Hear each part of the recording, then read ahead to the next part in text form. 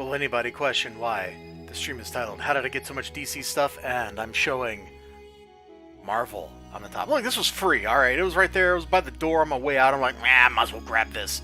So I grabbed it. Oh, wait. We're not started yet. I should shut up till we actually start.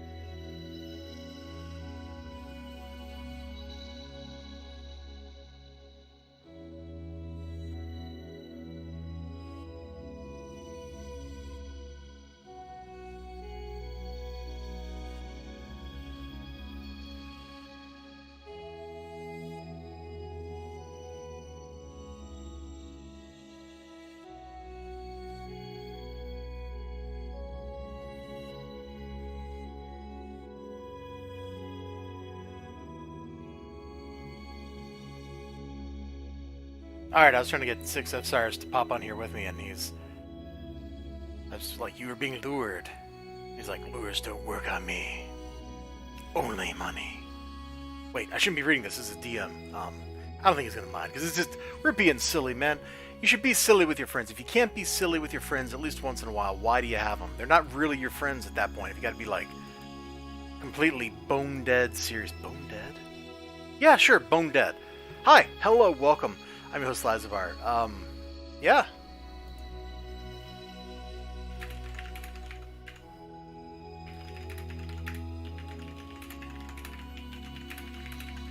There we go. Just chat with 6 a little bit. Let's see. He didn't. Nobody wants to seem to join the Audible chat. Okay.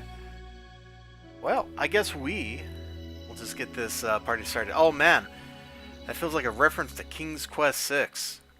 What feels like a reference to King's Quest? You know, you could just join my chat channel.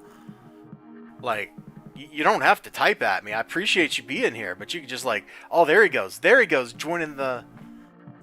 Yeah, that bone dead serious. I was like, why do I feel like I'm crossing into the gates of hell right now? Like, what's going on here?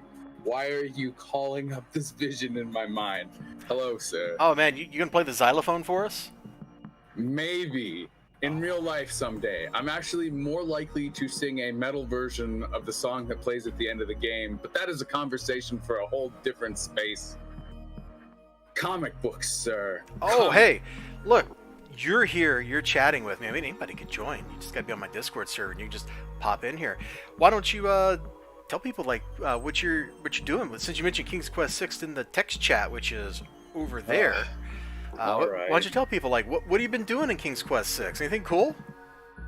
Well, I'm one of the only runners. There's like 12 people between the two categories. I improved my 9th place in any percent, and I improved my 3rd place in 100%. But that's a technicality because it's actually 4th place. This guy named Tatkek Shrek had a run that got delegitimized because it was on... an illegally patched version of the game that he didn't know about, but he's got a run that's faster than anything I can do right now. So technically it was a 3rd place improvement, but it's 4th place because of reasons that No, you have it backwards, 6. It is a 3rd place, but technically it's 4th place. Okay, yeah. Well, it's complicated and confusing. Stuff like that doesn't normally happen, so you'll have to bear with me for being confused about it. Stuff like that happens all the time. Every little community, every group of people has their own thing that is like the weird thing that can happen. And speedrunning, it just happens to be that kind of weird controversy. So how exactly, since I got you here, how exactly do you speedrun a point-and-click adventure game? You hold enter and you hope to hell you don't carousel past the icon you need for a certain action. Oh, and generally you turn down the detail because a lot of point-and-click adventure games are done on DOS, old DOS, and the detail has an effect on how fast the game plays. So there you go. If it's done on DOS, what keeps you from just amping the speed of DOSBox up? It's already max, but detail still limits how fast it can go from the understanding that's held in the community at the moment. But that's not true in the case of King's Quest 6 because we run the CD-ROM version for obvious reasons that I don't need to state. Like Robbie Benson's voice acting? Exactly. No, I kind of liked him. He never really did a whole lot, but I liked him. He did the voice of the main character in Exo Squad, which is a most excellent show. It was it's a Western cartoon, but it's basically very serious because they're fighting World War II essentially. Now, this person that you're talking about was the one who played Alexander, right? Yeah, the prince. Yeah, okay. So a line that I can say for you guys that I've practiced that he does is, I took a mint. A little off, but it's a meme thing I like to do. It is so a meme thing. You know what? By virtue of being a meme thing, it doesn't matter exactly how you say it because we all understand I took a mint. See, I like to put that little extra inflection on it, but it has nothing to do with what he says. It's just, mints. The most important thing is that you pause before you say mint and after take, because he's not sure if it was okay he took it. And it's like, ooh, am I a bad man because I didn't even ask? Poor Alexander. Something is killing the children. I didn't see that one. Oh, we're going to flip through all these again here in a minute. I was just getting them organized and strategized. I got you. I guess I'll put them over here. So the tradition. Oh, hold on. We got to do the preface to the traditional stuff. I go to Graham Cracker Comics on Wednesdays. That's like my main comic book store. It's on the opposite side of town from me, so it's actually quite a drive to get over there. But you go over there, you get 3 free comic books every Wednesday just for walking in the door. You just come in, get the books out of the 50-cent bin. And boy, did I get some books out of the 50-cent bin today. You ready to see? How many did you get? I was hesitant there for a second. Oh, just 3. Okay. I have paid for stuff out of the 50-cent bin before. Like there was one time there was a whole bunch of Guyver manga in comic format, and I just was like, I'm gonna get all of these. And I just went. So it was like $2 for like 8 books. I think I was even doing something really silly like paying with change. Because I could. But yeah, book number 1. Superman Batman number 8. Michael Turner on the art. This is from mid-2000s, I do believe. Because, well, for starters, Michael Turner was still alive. So that kind of dates it to be no more recent than like 10 years ago. But this was also when he did art for DC as opposed to art for his own company. So, yeah, this ad here says 2004. So sounds about right. Wicked Winter Sweepstakes. Anyway, I got this because this is the first book in this particular era of DC Comics that has Supergirl in it. This is her, she arrives in Earth, and so Batman doesn't trust her. Superman obviously does because, it's his cousin. Oh, it's a Kryptonian. I'm not alone anymore. And that's essentially what a lot of this is about. You got... oh god, how much of a delay do you have? Like right now I got the comic book open, you got Batman in the bottom panel, an ad for Xenosaga on the right. It still has okay, it's open now. Okay, so you're seeing delay like what I see. Alright, good. That tells me what's going on. You see Batman's underwater investigating the crash site and stuff, and you can see there's this cool little crystal dome thing. I wonder what could be inside of that, Six. I don't know, what's in there? Oh, could it be part of a crashed spaceship? Never. It's never part of a crashed spaceship. It's totally part of a crashed spaceship. That's too Superman. That can't possibly be right. Oh, it's totally right. Anyway, he rescues Kara Zor-El from in there. Not that a Kryptonian really needs rescuing from pretty much anything. And there she is, just, I'm pretty sure I can show this on stream because it's DC Comics, so I can just be like, hey, DC Comics, this was PG-13, it's cool. But she goes just walking through town because she's a Kryptonian that has no idea where she is. And she's just surrounded by fragile, obnoxious people. And she hurts them. As you do. Evil Kryptonians and your superpowers. Man, did you ever play Magic? Like actual cards, not like Magic the Gathering online thing. Although that's pretty cool. I watch Maury play that sometimes. Nah, man. Never once in my whole life. I've watched people play it. I've owned Magic cards, but never enough to make a deck. So, never played it once. I've got... Oh, hey, Eli Easy. I didn't see your chat over there because I'm busy chit-chatting with Six. I own 2 starter decks and a couple random cards from like 1996. It was when Ice Age was brand new as the current block that was released. I got those somewhere. I know nothing about the release, chains or whatever. I might have remembered some for like Yu-Gi-Oh! Just to troll and meme some there, because that's not a real card game compared to Magic. Anyway, yeah, so we got, Kara just wreaking havoc on the poor city, man. Nobody... Let's be honest, even a low-powered Kryptonian, which she would be at this point, because I don't even think she's been exposed to, like, the sun. She's just picking up ambient radiation.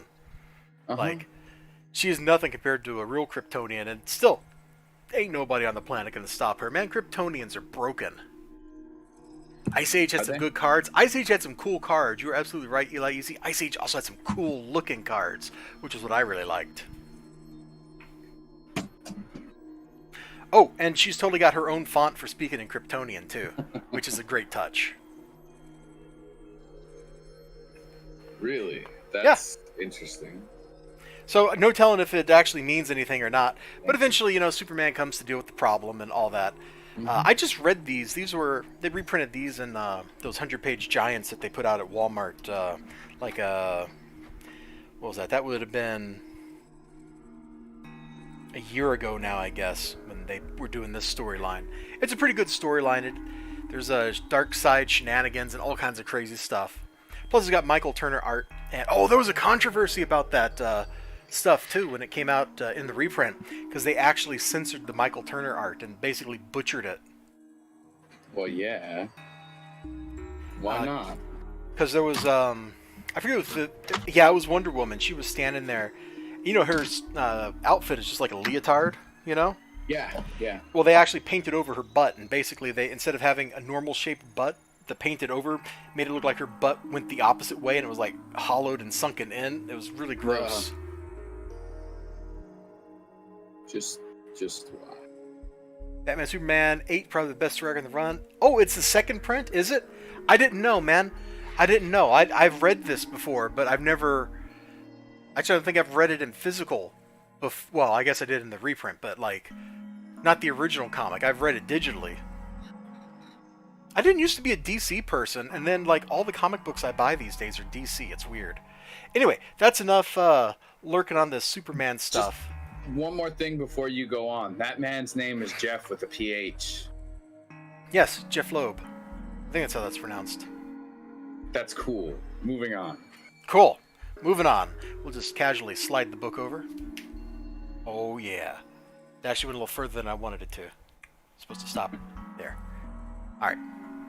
The other 2 books I got out of the 50-cent bin, I had picked up Thunderstrike number 2 like a month, maybe 2 months ago. It was like right after the things reopened, I believe. And then just right behind Superman Batman was Thunderstrike 5 and 6. I don't even like this character, but I went with it anyway. But why did you go with it?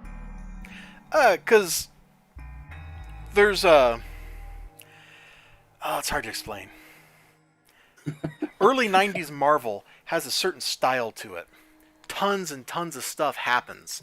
And even kind of all the good comic writers left for TV, yeah, you're probably right there, Eli Easy. Even kind of like bottom tier Marvel stories from the early 90s are still really good. Like, if I take this and I compare it to... What year did this come out? This is 92? Oh, this is 1994. What else came out in 94? Oh god, that's when the Clone Saga started, isn't it? Okay, never mind. 1994 was not a great year. But... if I take this and compare it to like some top Marvel stories from the same era, like we just go back a couple years to like the Infinity Gauntlet stuff, this doesn't hold a candle to it. But if I take this and I compare it to a lot of modern comics, it's actually better. That's just how far comic bookdom has gone. In fact, we will probably, when we get to something that's killing the children here in my stack, we will probably spend most of my time talking about that book, just mocking how nothing happens in any issue of it. It's literally nothing happens. Ooh. Batman Game Boy game. I heard that the Batman cartoon Game Boy game is supposed to be pretty good. I know the Super Nintendo one is supposed to be pretty good.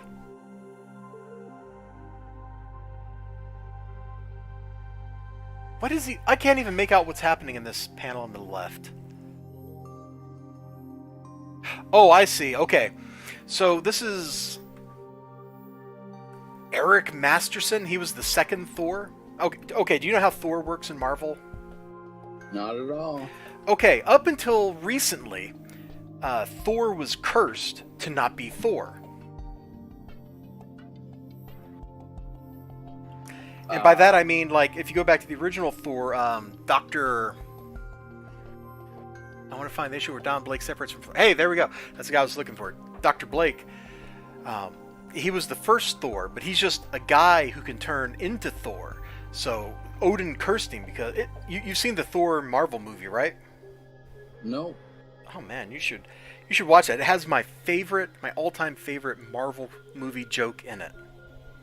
Do you know who Agent Coulson is? Nope. Jesus, do you watch any movies? Do you turn the TV?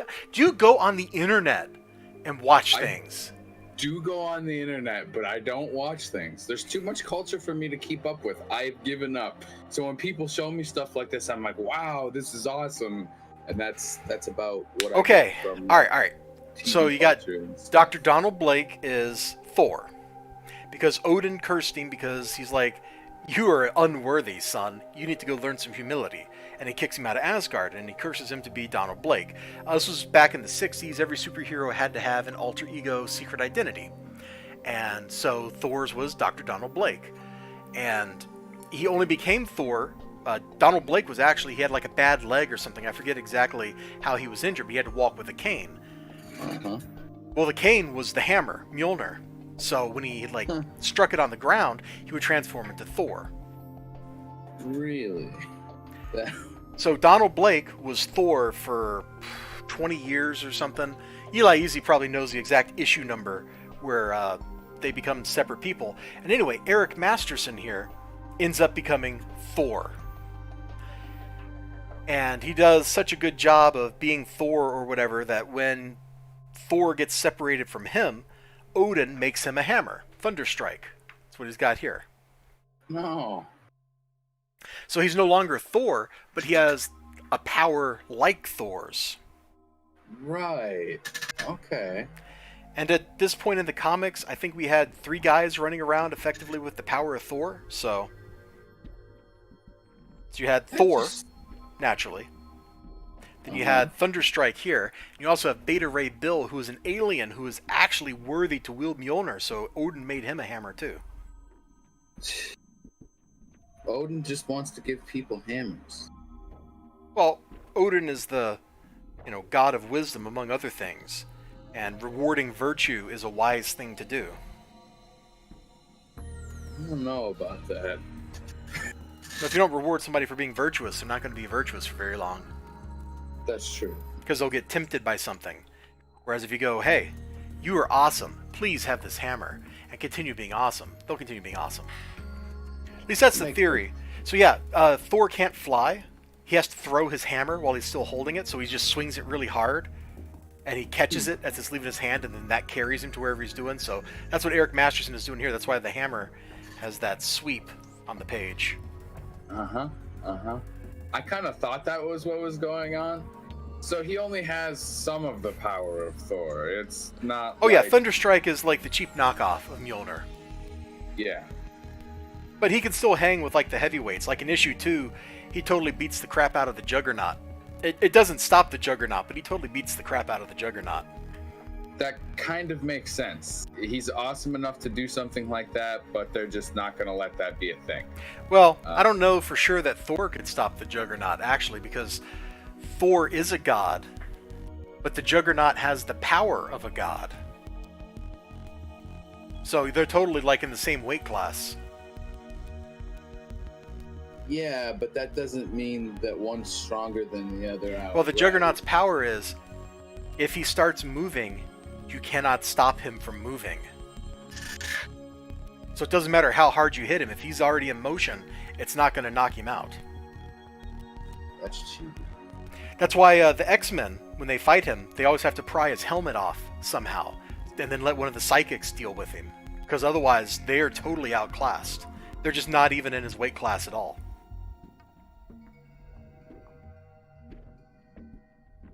Same thing with Magneto, honestly. It just makes me think of that. Magneto is an incredibly broken character. That's an incredible understatement. Being the master of magnetism, do you know what binds your atoms together, Six?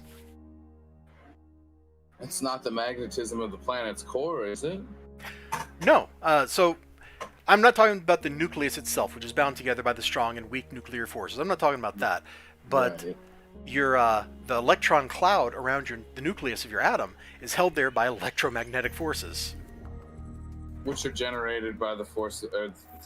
No, cells. it's just generated because everything's electrically charged. So they have a negative charge. The nucleus has a positive charge. So they're attracted to want to go around the nucleus. And then there's all kinds of rules about the structures they can form while doing that. But at its core, it's an that'd be electrostatic. Well, the electrons move. Well, the electron probabilities move. The electrons themselves don't exist at that distance. But okay, it's an electrical attraction. Magnetism and electrical forces are the same force. Mathematically, fundamentally, they are the same thing. Their effect is carried by the same particle, the photon.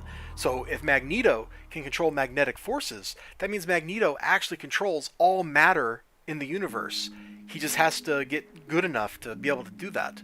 And fortunately, most of the time, Magneto does not have the proper resolution and the proper understanding of how to shred atoms apart. But Magneto could totally reduce somebody to like a cloud of charged plasma if he wanted to. That sounds about right. He's totally broken. Absolutely broken. Fortunately, he very rarely gets to demonstrate that level of power. He's too angry to clear his mind. But that's besides the point. He's a very angry character, like so many of the X-Men. That's the theme in that series. Okay, do you know what's going on? You don't know what's going on in the X-Men because you live under a rock. Okay, so every mutant character is now an X-Man, including all the supervillains. So Apocalypse is an X-Man, Mr. Sinister, X-Man, Magneto. Okay, Magneto has been an X-Man before, but Magneto's an X-Man. Wolverine's son, the mass-murdering Daken, he's an X-Man. You name an X-Man villain, they're a superhero. Sabretooth is a member of the X-Men. Well, he's been a member of the X-Men before, but that's special. That's special. So they're... Because reality got rewritten all the... like 17 times in a row. And Moira McTaggart changed history every time because it turns out that she's not just some human scientist, she's actually a mutant who gets to relive her life over and over and remember it each time or something stupid like that. And so she eventually rewrote history. So now all the mutants are one people. They live on an island segregated from everybody else, and no non-mutants can show up there without getting killed. So they're very inclusive. They're very inclusive people. And they've broken up, and there's like 10 different teams of them out there. They're currently getting ready to have a big old event, which sounds just absolutely stupid because it's like X of Swords, and it's like, I get that you're trying to do some weird tarot card thing, but it's just not working here, man. Okay, I gotta read the chat. Let's see. So they never separated Thor and Donald officially. They just stopped writing Thor as Donald Blake, and Blake was a creation of Odin, so basically Blake was Thor the entire time. So basically Marvel screwed up Thor and never... Yeah, that sounds about right. There we go. I tell you, this guy knows everything, Six. I know a lot, but Eli Easy over there, man, he knows everything. And there's just too much to know. I gave up trying. I know what I know, and that's about it. Except when people show me stuff that I gotta know about, and yeah. Alright, let's make fun of something. You want to make fun of something? Okay, let's do it. There's a very good chance that when I open Something Is Killing the Children, number 8 here, and I flip through it, I'm going to flip through it off camera and see if anything happens. and if nothing happens, we'll come back and we'll mock this thing relentlessly. If something does happen, we won't mock it, because I'll be very surprised. I'll be too surprised to actually mock it in that situation. Alright. Flipping through it. See, you can see there's the corner. Man, look at this big, busy page of stuff here. It's just darkness.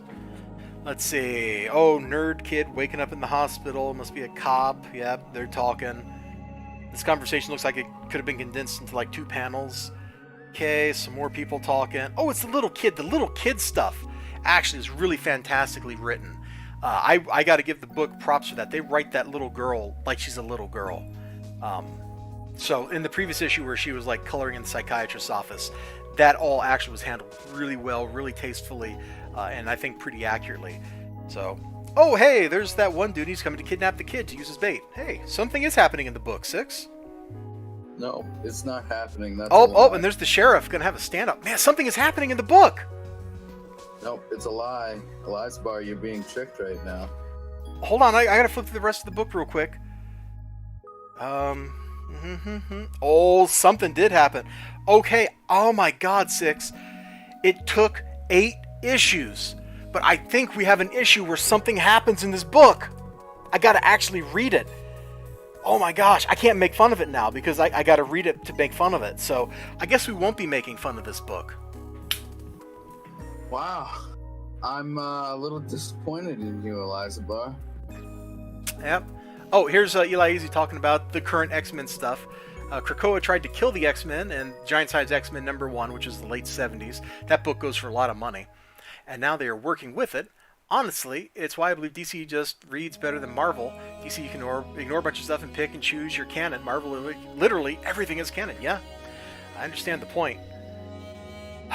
Anyway, I'm going to show you what I think is probably the coolest panel that I saw when I was flipping through the book. Because this book has a weird art style. Everything is kind of weirdly sketchy. And it doesn't look good when there's normal, like humans talking kind of stuff going on. But whenever the monsters show up, and you get these crazy, like, sketchy, gory things, I think it actually enhances, like, the scare factor. It makes the stuff scary because it's not detailed. It's all just kind of like, some of it gets left to your imagination because the monsters and their horrors aren't really depicted in a great way. That is, like, the one thing I consistently praise this book for. So, like, this gory pile of probably kid, I guess, is... Oh, lovely. Yeah. Because those look like intestines looped around a rib. Sounds about right. And the monsters seem to only eat kids, for whatever reason. Kids are delicious, don't you know? I've heard that. I've heard they're delicious and nutritious. A lot of things are delicious and nutritious. This is also a pretty good full-page thing over here on the left, when you see that in about 7 seconds. But the art style fails it here, because that art style is not compelling when you're looking at just like normal humans doing normal human stuff. That should be a cartoon and not a comic book. It's got this weird painterly thing going on that I think keeps it from being a cartoon. It's like this is a rough sketch painting. We're like looking at painted in storyboards or something. But yeah, I know what you mean. Oh my god, I can't make fun of it yet. Like I said, it leads me to think that it's designed to be a cartoon. It's probably designed to be a movie, actually. A lot of comic book writers are frustrated movie script writers. They can't get their scripts turned into a film, so they make a comic book, because a comic book costs like 20 grand to make, as opposed to a film, which costs, $1 million these days. More than that. Although the last time I was in Las Vegas, I hung out with a bunch of independent horror film guys, and they were making movies on like $500, so...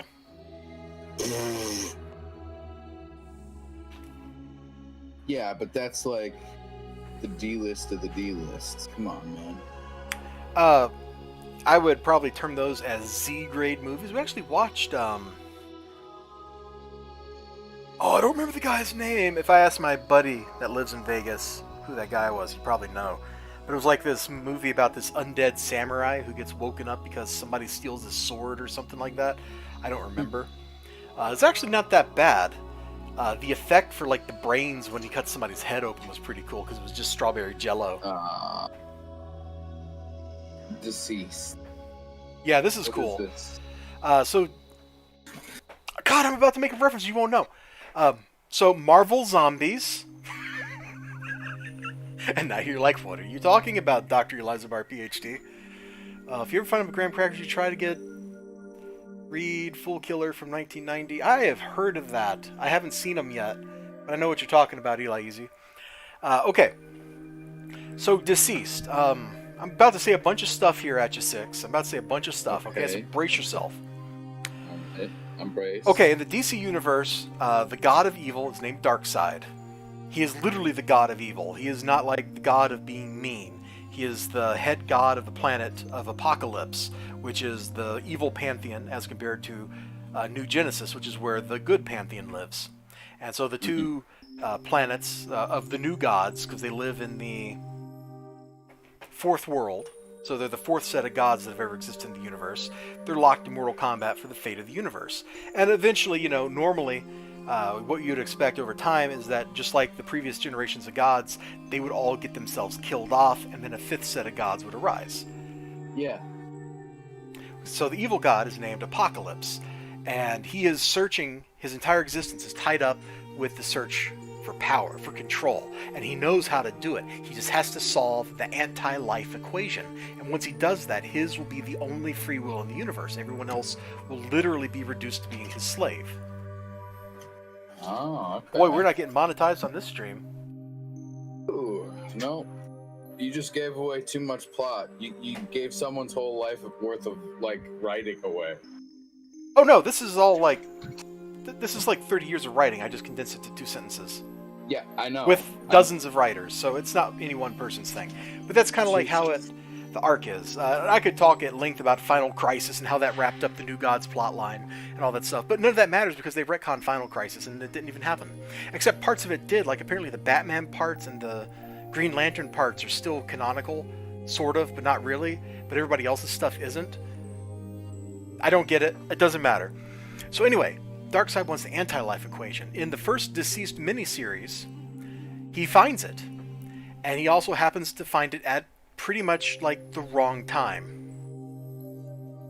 I think that, yeah. Too late? No, just literally at exactly the wrong time because Cyborg, they infected Cyborg with a... I don't even remember exactly how it happened.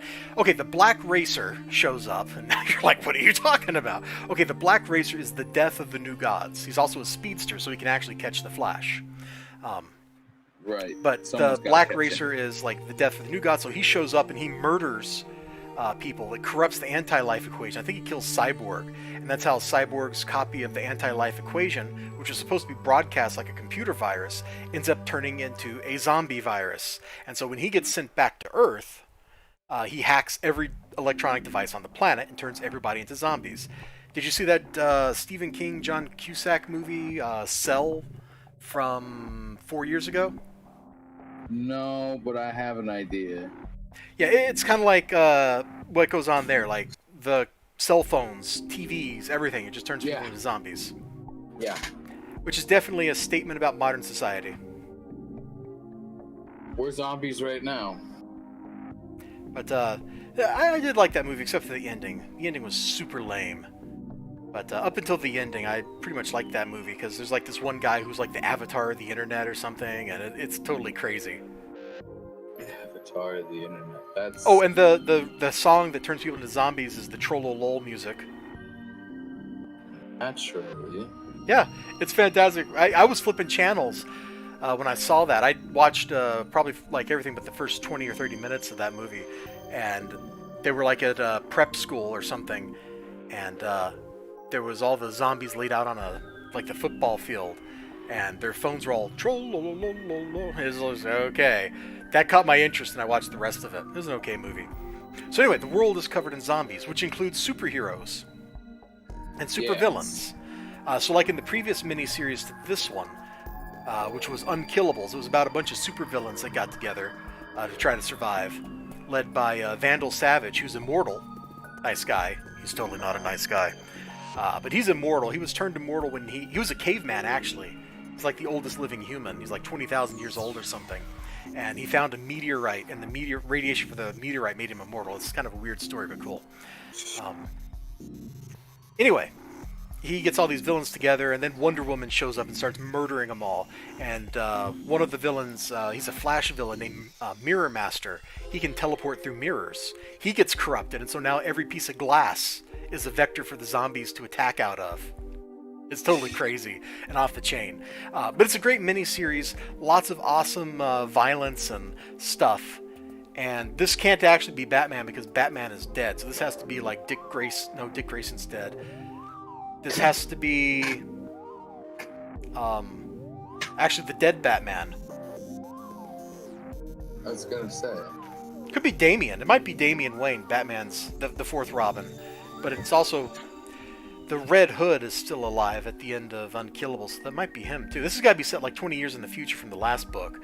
The first miniseries ended with all the heroes leaving the planet behind. They're just like, look, we built spaceships, we're going to grab as many people as we can, and we are out of here. Which then left everybody else that was still alive to fend for themselves. Well, they can't do everything. Oh, they're trying. Oh yeah, and Black Canary inherited the Green Lantern ring when the Green Lantern died. That was kind of cool.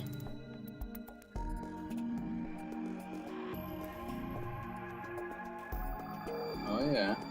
I'm not really sure what's going on with this because I thought Alfred was dead. Maybe Alfred's not dead. Okay, apparently I just have no idea what is going on in this book, and I'm just going to have to read it. But there's lots of cool looking stuff in here. Oh hey, there's Kilowog. You'll see him. He's the pink alien in the upper right corner when I flip over. Whoa, Kilowog, what are you doing? Well, Kilowog probably is just going to show up and yell Poozer at somebody, because that's what he calls everybody.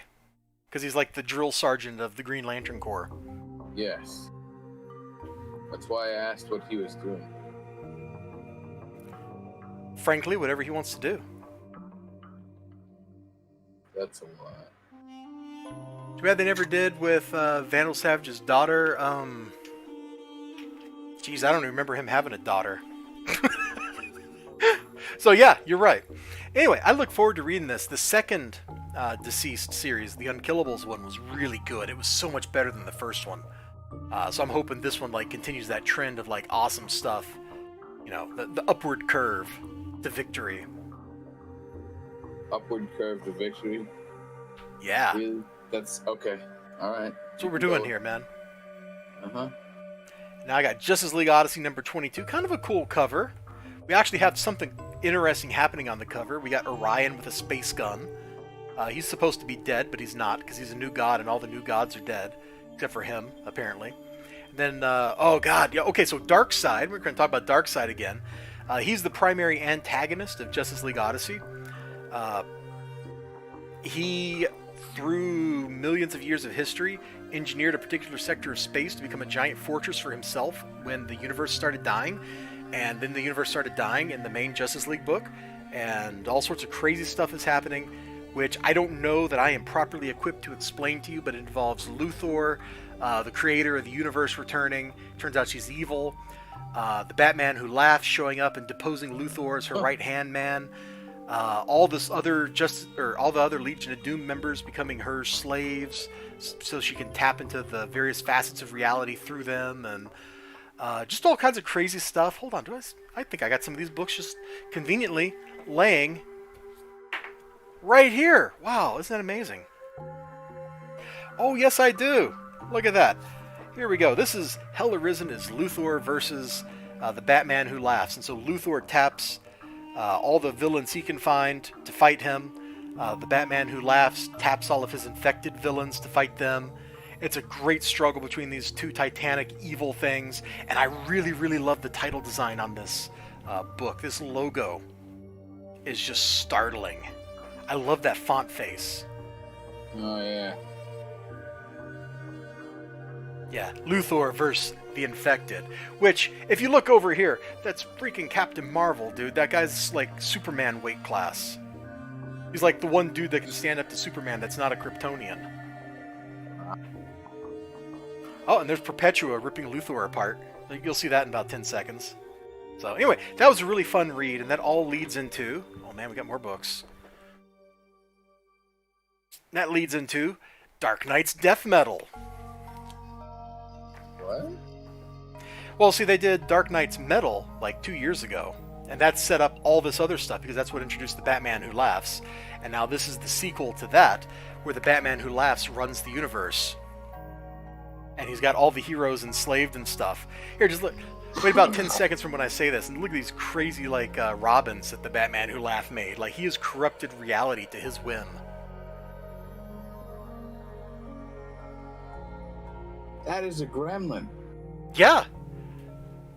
And that one's a dragon. Yeah. There's just all kinds of crazy stuff. Oh, here's the actual Batman rolling in with a Black Lantern ring. You'll see this in a few seconds. Oh. So he has the power to control the dead. So he raises all the corpses on Wayne Manor to go fight the Batmen.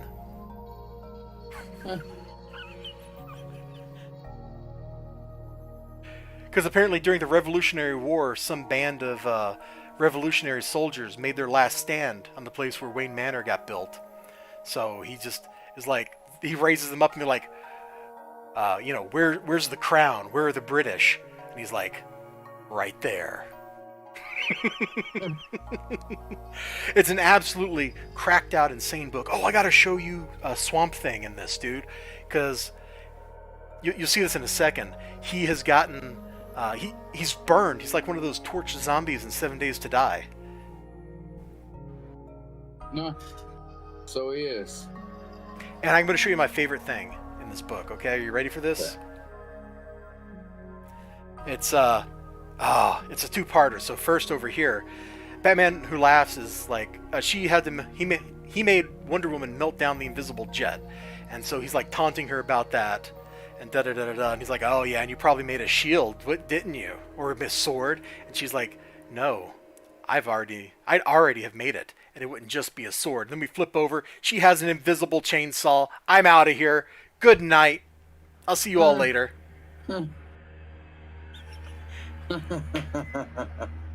Invisible chainsaws. Yep. What will they pick up next? The chainsaw of truth. That's what it says on the next page. No, I know what they're gonna come up with next. Oh. A stealth field producer that's already invisible. Dude, yeah. let me flip over here to the chat. Let's see, how's Just Legacy? I'm going to start reading at some point. Sometimes it's really good and sometimes it's terrible. Right now it's just kind of thoroughly mediocre, if I'm honest. In fact, we should flip this open and let me see what I think about the art still looks like painted over 3D models. Take it back. I want my money back. Oh wait, it's 50-cent book. This isn't a 50-cent book. This is a $5 book. What are you talking about? Whoa. We ran out of 50-cent books like 3 books ago, dude. I can't tell the difference. We're living in the modern world where comic books cost $3.99 to $4.99. That's American dollars, not European ones. I don't even know if they have dollars. I don't think the paper or the ink are worth that much in most cases, but okay. So yeah, the art's man, it started off. The reason I got into this is the art was by Stepan Sejic, and he does this really great painterly style because everything he does is just like a digital painting, and it's absolutely fantastic. And then they like changed the plot line or something, and so he had to abandon, or he had to go work on other books, and because they changed the script, he's like, I don't have time to redraw any of this stuff. I'm out. See you guys. And so they got a different artist who wasn't nearly as good. And so for like 10 issues, it kind of sucked. And then they got Dan Abnett writing it, and I like his writing. He's actually a very good genre fiction type writer. Have you ever read any of the 40K novels? Nope, 40K is not ringing a bell. Oh, so you've never read any Warhammer 40K stuff? Not a single thing. Let's see, do I have the Eisenhorn book up here, or is that downstairs? Anyway, he wrote some of the better stuff out of all the 40K fiction. And I got this omnibus of Eisenhorn somewhere, and it's an absolutely fantastic like adventure story. It's great stuff. But the reason I actually got up and went away from my desk is to get a book full of Stepan Sejic's art. So you can see the change in artiness. All right, so commit what you're seeing now to your memory, Six. Just look at that, commit it, know what this looks like, okay? All right, I'm waiting.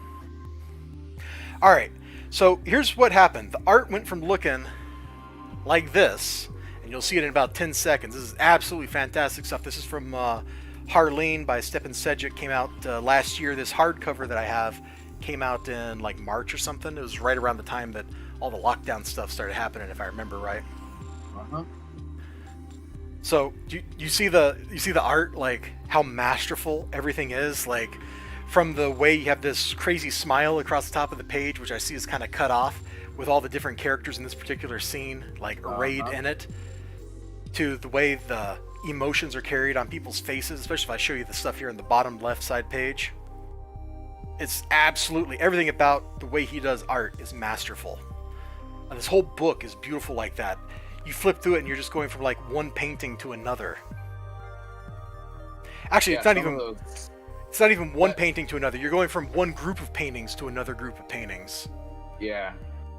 I was gonna say this. It looks more like a movie than comic book normally does. So everything that he does is kind of like this. He has this unique mastery of drawing your eye to where it's supposed to go. Because if you actually sit down and break down some of his art, especially in Justice League Odyssey, if I went and dug those books back out from 2 years ago out of whichever box they're in, I could show you like things are just not detailed where they don't matter. Like there's one panel where somebody's standing there, it might be Azrael, I don't remember, and like his legs are basically just not finished looking.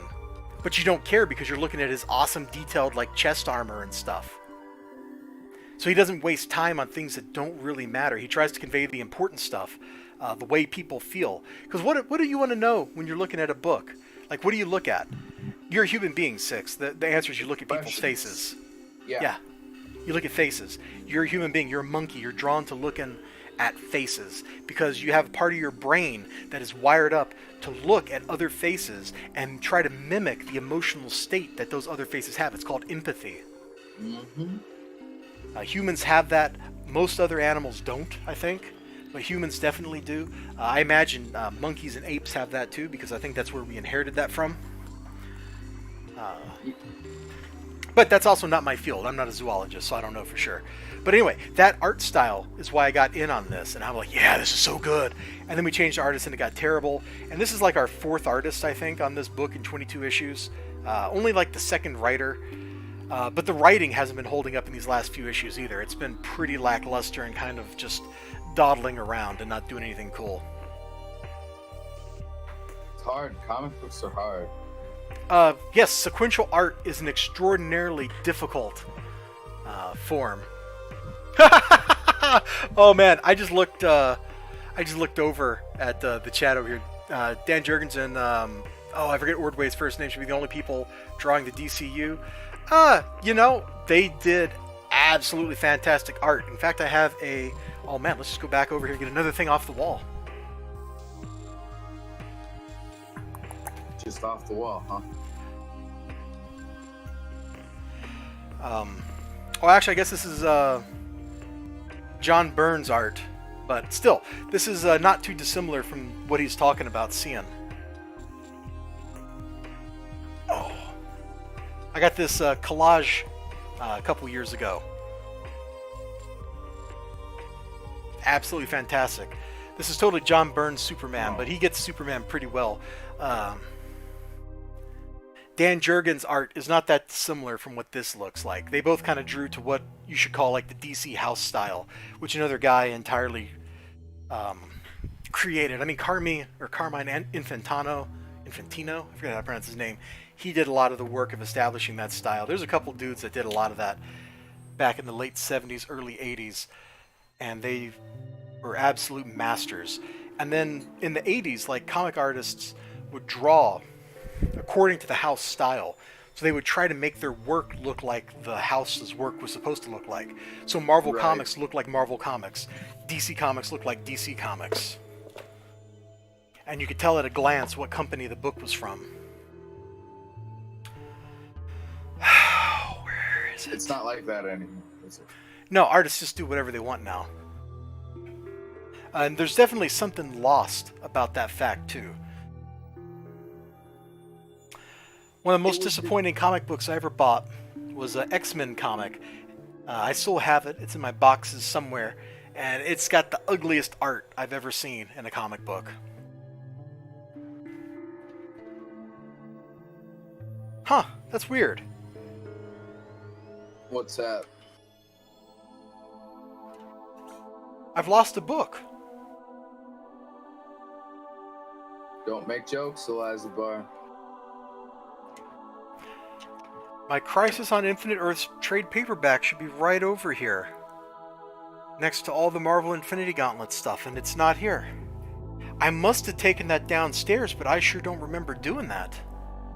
Well, you better go get it if it's running away. Comic book running away. Oh, I have a guy on BitChute requested a review of that. That's why I was back over here looking at this, so I could go ahead and get it out. I was going to flip through it too. It's not on the lower bookshelf, is it? Let's see. Trekker, Robotech. Oh, that's a really cool book. Let's see, my Mr. Miracle trade. Morpheus. Oh, there it is. There it is. It was hiding behind my globe I have on my shelf. Whew. All right.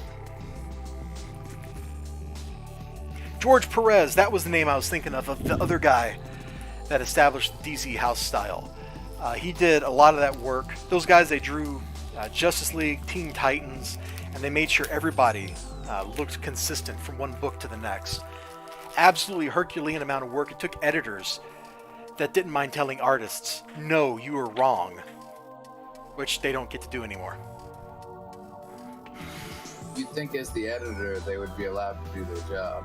Well, I mean, I guess they could do their job. They just don't care because there's nothing in it for them. Oh, right. Let's see. Steven Stefan Sejic. I believe that's how his name is pronounced. You know, if Ninja Weasel was here, he could tell us how his name was pronounced because he actually got him to pronounce it for him on stream one time.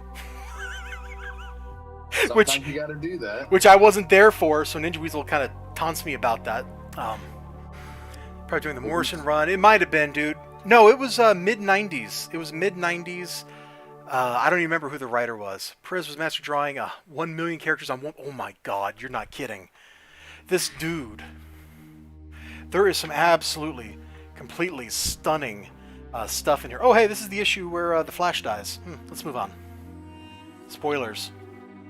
There's just so much stuff in every single page, in every single panel. It's just absolutely overwhelming, the amount of stuff that goes. Look at this little panel right here. No, you'll see this in like 10 seconds.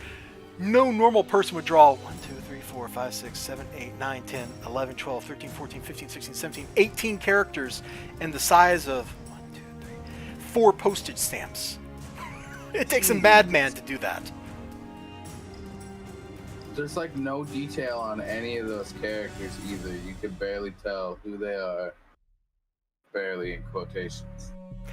Maybe, but you don't really need to. Half of these characters are actually the same people as other characters in the panel. Because this is after the multiverses collapse. So you have multiple Supermen, multiple Wonder Woman, stuff like that. Yeah. And they're all fighting to preserve reality against the Anti-Monitor. It's good stuff, man. Speaking of the Anti-Monitor, let me flip over and... Dude is absolutely insano. You can tell because he's the one with all the glowy stuff coming out of his chest. But they're fighting like a war across multiple space-times and stuff. And, let me flip this open. Sounds very Voyager, actually. Kinda, yeah. It's very high-concept stuff. If you can see this Alex Ross painting here that they used, this would have been the dust jacket on the hardback. But here, like, you see this, like, there's just millions of people in this book. And most of them are the same people. So you've got, like, 2 different Supermans. One's holding Wonder Woman, the other's holding Supergirl. They actually kill Supergirl in this story. Spoiler alert, but it's a 30-year-old spoiler, so I think I can be forgiven. Spoiler's almost as old as I am. Yep, forgiven. Yeah, at some point, stuff stops being a spoiler. But it's a fantastic book. I don't know that I've actually sat down and, like, hardcore read it. I know I've skimmed it, the story, a couple of times. So, being called upon to do a review of it will be great for me because it'll actually force me to pay attention to all of it instead of just kind of gawking at how cool it is. Hey, Eliza, Yo, pay attention to the comment. I'm planning on it. Don't you worry. I am worried. Okay, fine. Be worried if you want to be. I should set that somewhere else. I'm going to read that. There. You can live on top of that box over there. All right, last book here that I got at the store, Batman: The Adventures Continue #2. Really cool looking cover. It's been sitting here underneath stuff for a little while. The first issue's interior art did not do a whole lot for me, so I'm kind of afraid to open this up and see what it looks like on the inside because I might start crying. Should I do it? Do it. That is the worst looking Deathstroke the Terminator I've ever seen.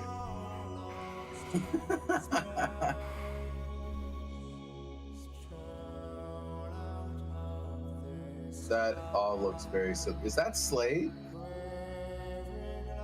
Yes, that's Slade, Deathstroke the Terminator. Slade Wilson, or whatever his last name is.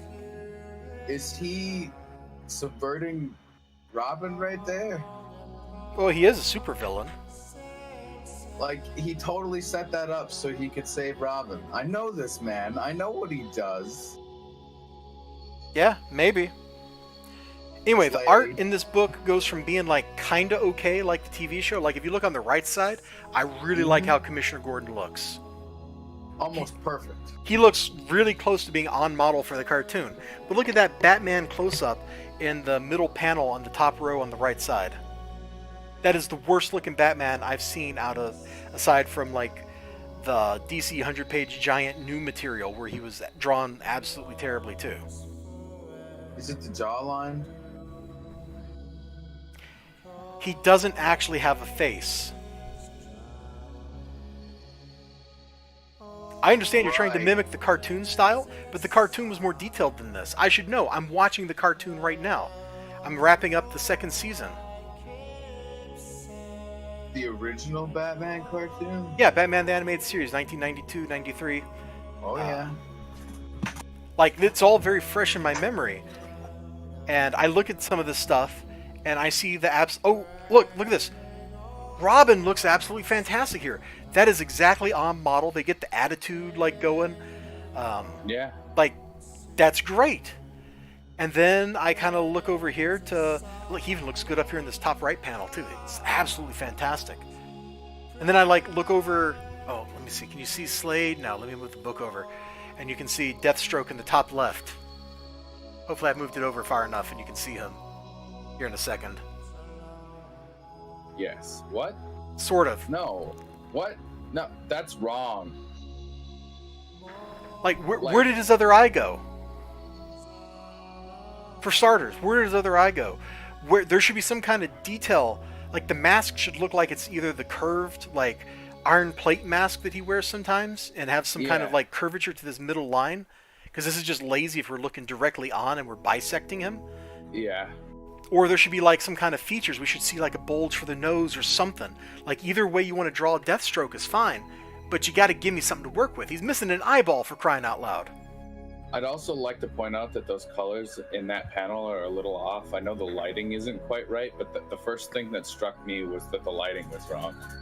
The eye is pretty obvious, but I don't know. The colors are just not the same as they were in the previous panel, and it really it's throwing me off. That's what it looks like to me. Like it felt like the color of the lighting had changed. Oh, you're right. His I'm pretty sure the mask has changed blue. Oh yeah, there it is. There needs to be more black and also more definition with the black. Oh, and that's the other thing. Like, they do shadows so inconsistently. See how, like, deep, like, midnight it is on this mask here? But then you look at under his chin here, and it's like the very slightest of shadows.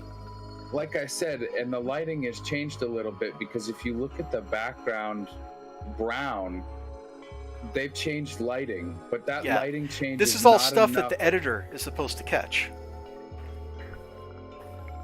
I'll be your editor. I'll do it for free. I'll be like, hey, you guys, if you don't want to do it, I'll just color it the right color for you. Don't worry about it. Oh my god, I love almost everything about this 2-page spread I just opened up to. You should see it in a second.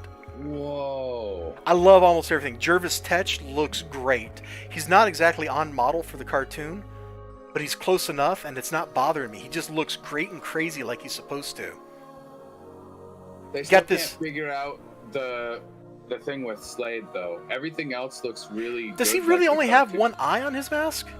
It's been a long time since I've actually paid attention to Deathstroke's costume. Let me go look this up. I want to. Oh, it's because it's the side with the eye patch on. I'm an idiot. Yeah, that's fine then. I'm just a moron, Six. But this 2-page spread is supreme. There's a lot of stuff to love here. And then there, oh my god, and then there's derpy, tubby Batman. I can't unsee it. He's as fat as me. Wow, what? That's lazy. Whoa, whoa, whoa, whoa. He ain't making that jump like that. I'm gonna spoiler alert you on that one. Oh, let's see. Perez was master drawing. Funny as Flash and Zidis runs the Marvel Universe. Need to grab that. I need to grab that. I wish Bruce Timm was doing the art on these. It is the M. Yes, they should at least be mimicking Bruce's style much more than they are. Because they're kind of in some places doing stuff that would be on target for the cartoon, like this kick over here. Batman looks kind of weird in that position because he's doing 2 different things at once instead of just one thing like you would in the cartoon. Because he'd be doing like this big horse kick or something, it would be awesome looking. But like the way she reacts, the facial expression, that's the kind of stuff that would be what she would look like in the cartoon when she's getting kicked like that. Mm-hmm. So like some of this is like definitely on target for what the cartoon looks like, and then some of it is, how did Bruce Wayne gain like 100 pounds of gut here? Yeah, he runs up the stairs and then he busts out of the next panel. I'm glad you noticed that, because look, he is like slim and trim over here, and over here he is rotund. Like he went from being Batman to me. Yeah. I don't think your grappling bat grapple there is gonna help you either. I don't know, man. He can like hoist Killer Croc with that thing, so maybe. Killer Croc's got to weigh like 500 pounds, dude. He's like almost 8 foot tall. And he's all muscle and pain. You're all muscle and pain. See, it looks like Sean Gordon Murphy trying to mimic Bruce Timm's style.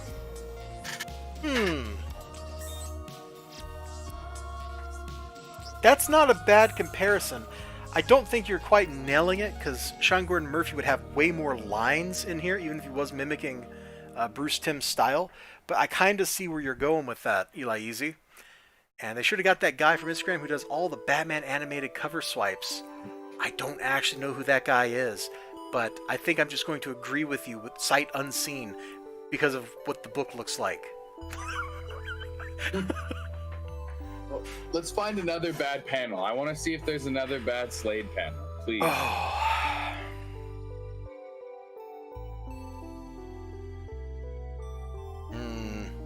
Oh, I've got it. You want to see the worst sword swipe in history? Yes.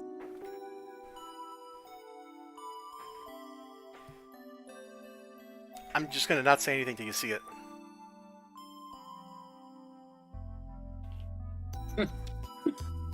That flourish, though. What are you doing with that open hand? Like, it's not even that.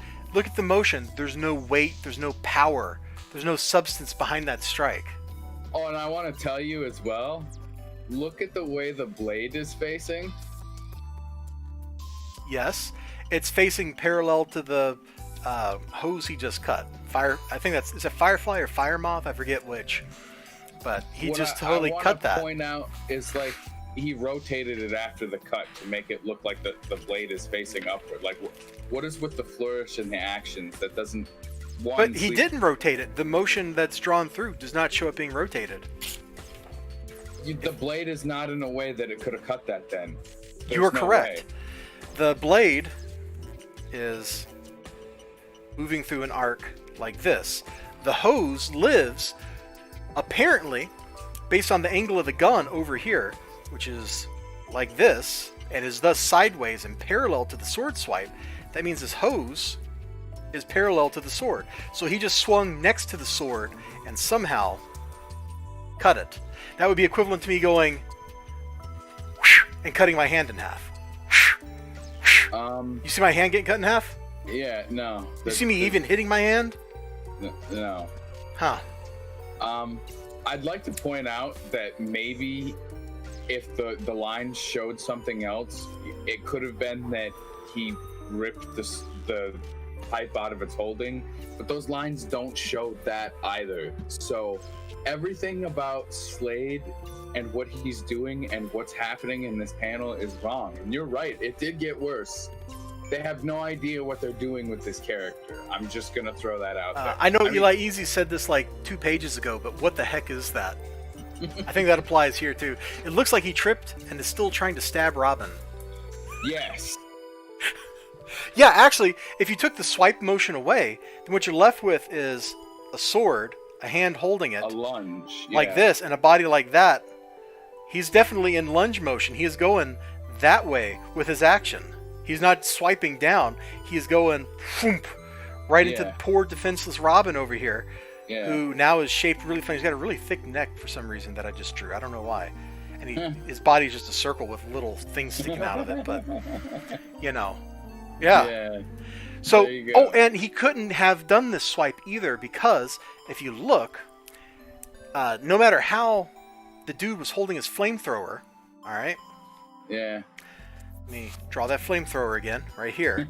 The dude's hand is up here, like this, and his other hand, which from the art in the panel above, is the one holding the flamethrower, is like this, which means that this swipe that cut the hose right here would have cut the hose and somehow pushed the gun upward into the air.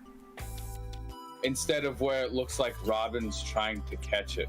Which Yeah. is the weird thing about his hand being up there, it really looks like Robin is trying to catch that gun. He probably is. Robin is probably trying to catch that gun, but why would the villain throw the gun upward because the hose gets cut? Because that's the only way that gun is going to move upward, is if he goes with the gun. Mm-hmm. Oh my gosh. Man, I thought I was going to be making fun of something that's killing the children today. Instead, what should be one of the coolest villains to ever exist is doing that. Whatever that is. Yep. All right, I'm going to move this book to the side because I have something to open that I got in the mail today. Oh, hey, do you know anything about this Christopher Nolan movie, Tenet? Like, I've just heard the title. I don't know anything about it. No, I know nothing. Okay. I thought maybe you might have, like, seen something on a website or something, because a lot of sites that cover, like, video games and stuff also talk about movies. There you go. Warner Brothers. I haven't watched a Warner Brothers movie since they finished up the Harry Potter series. There's my scissors. Alright, so I got this thing in the mail, which clearly says, handle with care. Do not bend. Let's look at the corner of the box. It looks like it got bent. Yeah, it's okay. It's a Gemini mailer, so there's actually a box inside the box. Thank goodness for that. So the comic book is in the inner box and not the outer box, so it'll be fine. I just gotta cut all the tape. Now, that's the bottom side of the Gemini mailer because he's trying not to dox himself. And also trying not to dox Antonio Bryce in case that's his real mailing address on here. Oh, yeah. There you go. You don't want to dox anybody. See, I would have just, like, markered over it or something, just in case. I'm just that clumsy, though. I have been waiting on this book. Hold on, let me pull up the... I backed this on Indiegogo, right? Let me pull up the Indiegogo. Oh, open it! That book. I've been waiting on this thing for forever. And it's lingered in the mail for a really long time. It spent a week going from around Nashville to the distribution center in Memphis, like 10 days. I could have walked that distance in 10 days. That's only a couple 100 miles. Do you know why that is?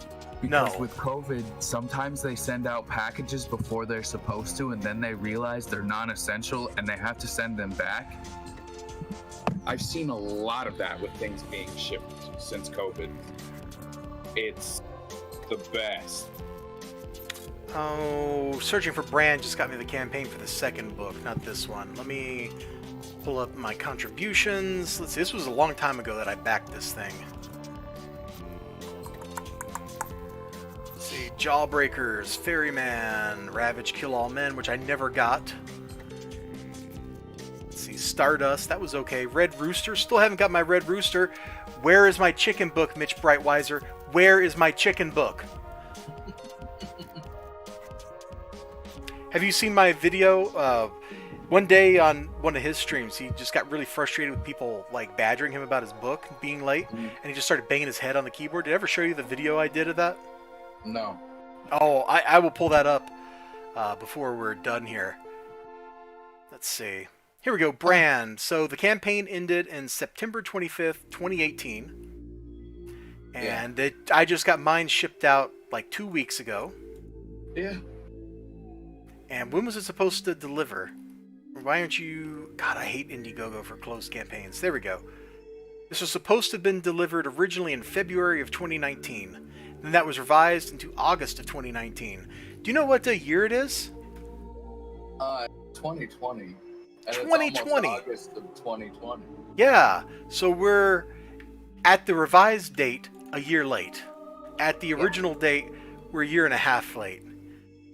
Okay, can we open the comic book and look at the comic? We will, as soon as I read Eli Easy's chat, because he's making fun of me and my Red Rooster. He's making fun of my chicken book. I know it's at Walmart. I bought it at Walmart. Why haven't I gotten my book? Oh, dude, we got swag. We got stickers and a mini print and who knows what in here. Oh, let's get all this stuff out. Let's see, we get the book out. Whoa. And let's dump all the swag out. I love stretch goals, man. I have accumulated so many random little things. That is kind of weird looking the way it's stretched there. Okay. So cute little character. Oh, hey, look, there's the villain, Mr. Evil Santa Claus. Oh, we got some smooching right there. I don't know what's going on with that. Cool little the business card size trading card. I don't know why it's business card size, but that's kind of cool. Oh, there's Antonio Bryce himself drawing himself. I don't know why you would do that. Why would you draw yourself kissing one of your own characters? It's kind of weird, dude. It's absolutely kind of weird. Let's not talk about Brian Ball basically doing that. Let's just not talk about that at all. In fact, 6, you will soon have stickers. That's a lie. I'm never ending up with Maury stickers. They don't exist for me. That's some alternate universe that I'm plugged into, but actually not existing. Well, then that means the letter I wrote will just vanish in the mail, I guess. Dude, I got like 4 little mini prints here, and I don't want to show like the other 2 on stream too much. But, you know, we got Evil Santa here, and the other one is a naked Evil Santa laying on a bed of money, so I don't want to show that one. Oh, yeah, no, we're good. But we'll show it from the waist up. There you go. There you go. You'll see that in about 10 seconds. Ask me about my feminist agenda. Oh, that's making fun of comic book cover. Oh. What was it, 2 years ago, maybe 3 years ago? There was a cover. They replaced Hawkeye with a woman in the comic books. Uh-huh. And in one issue of her mini-series, she was on the cover wearing a shirt that said that. And then she proceeded to spend the entire issue beating up men because they were men. That's good. Sometimes men need to be beat up because they're men. I don't know if you know that, but... I wasn't aware. I wasn't aware. Got a bookmark here. It's kind of neat. And then finally the book, which I hope the art is already living up to the hype. This colorist did some heavy duty work. Some cool glowing eyes. You'll see it any second now. I like. Let's just kind of flip forward. What's going on here? Oh, dude, I don't even know what's going on here. We just had like a guy throw a scythe on a chain and cut somebody's head off like a werewolf or No. something. I don't even know. This is so awesome. Jeez, I need to go see if I can back the second book before it's over. I went from I'm never gonna back another one of this guy's books because of how late this was to, oh man, this looks awesome. That one panel right there probably makes your donation worth it. Oh, there's so much cool stuff in here. I don't even know what's going on in this book. It's going to be a good time. Fun fact, I backed the original campaign for this book on Kickstarter, and it failed. It failed miserably. And then I backed the second campaign when they reran it over on Indiegogo, and that one succeeded. Well, all in all, the art style on that was better than some of the stuff we were looking at earlier. So, Oh, absolutely. This art absolutely blows the socks off of the art in Batman The Adventures Continue #2, and also blows the socks off the Justice League Odyssey art. Like, it's not even any comparison. When I do a review of the Justice League Odyssey stuff, I gotta refrain from doing what I want to do, which is just picking a panel and absolutely destroying it again, because I did that in the last book. I just absolutely, completely wrecked the artist's art on one panel. It was like a 2-page spread, and it should have been glorious because it was the start of the big fight we've been waiting on for like 6 issues. And instead, there were like 2 characters in the same pose. Everybody was very visibly like just a 3D model that had been painted over. It's no fun. In fact, I don't even know if they were painted over. They might have just applied a filter to some 3D models. I don't know. You could do that. It would almost look the same. Alright, Six, we've been going for an hour and 15 minutes. I need to wrap this up because I need to tell you how to dupe things in Stardew Valley before they patch it. They're gonna patch it. Oh, assuredly. Concerned Ape is probably, he's typing up that patch right now if it hasn't already gone out yet. Yeah, well, joke's on him. We're gonna keep the version that's broken. Oh! At least until you get your millions of dollars. Right. Alright, Thanks for the Eli comments. Easy. Thank you so much for hanging out with me. I'm going to let you go. You have been a colossal viewer, as always. Anybody out there lurking, I appreciate it. Much love. I'm waving my hand at the camera right now. Just to be waving my hand at the camera, because you need something for visual stimulus. And when I'm on stream, I talk with my hands. Oh my god, I was teaching a class on Tuesday at work. And I had to teach it over Microsoft Teams, because you can't be in person. And I realized I just went like straight into streamer mode. I'm looking at the camera, and I'm just talking with my hands the entire time, just waving my hands around. Just blah, blah, blah, blah. It had to be the most distracting thing that's ever happened. Good job, Eliza Bar. Yeah. Well, I was just filling in for the person who's supposed to be teaching it because he was out that day. Although I used to be the sole trainer of that class, but, you know, that's another story. Anyway, ciao, Eli Easy, and Six, stay on the line. I'll make it worth your while. I'm doing it. All right.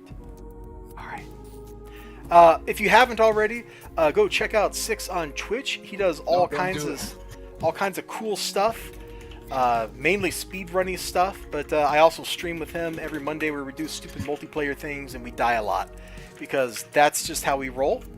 Let me drop that link in the chat over here for anybody that's lurking out there. You should be able to just click that thing, go right on over to the mysterious land of twitch.tv and check it out. He's obviously not streaming right now, but you never know. He could start streaming King's Quest 6 at literally any moment. You're not wrong.